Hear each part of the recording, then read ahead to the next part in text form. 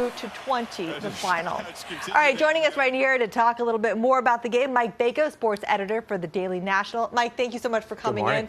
There's a lot to talk about here. I mean, a lot of people considering this a huge upset. Honestly, I saw this coming. Did you? I did not see this coming. I didn't even think Ohio State should be in this Final Four. I thought a team like TCU probably should have been in. But when you're able to beat the #2 team and when you're able to beat the #1 team handily both times, they really took it to Alabama. And obviously what you saw last night with Oregon, they deserved it. See, Mike, I would have thought you watching the game last week and you would have seen that. You would have seen, yeah, it's a third-string quarterback. But regardless, you saw him perform and perform way beyond expectations. Way beyond expectations, and even this entire Ohio State team. Ever since Urban Meyer came to Ohio State from Florida from a year off, he brought a different sensibility. It's not the plodding Midwestern team. He coupled that strength with what he brought from the SEC in his time from Florida.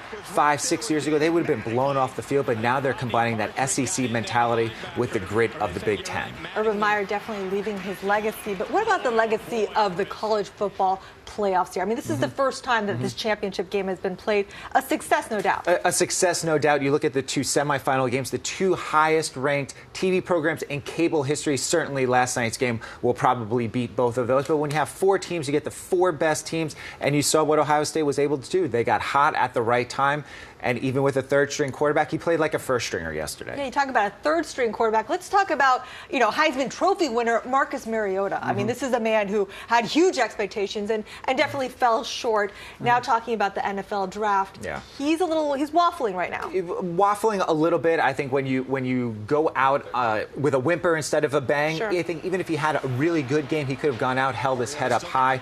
But people are looking at him and wondering if this is going to affect his draft stock in any way. I still think he's the #1 quarterback. He's proven it over the last 3 years, so I think that he has nothing to worry about if he leaves. And hopefully drafted by the Jets, no doubt. Well, Jet fans are hoping for that, but doubtful. Let's hope so.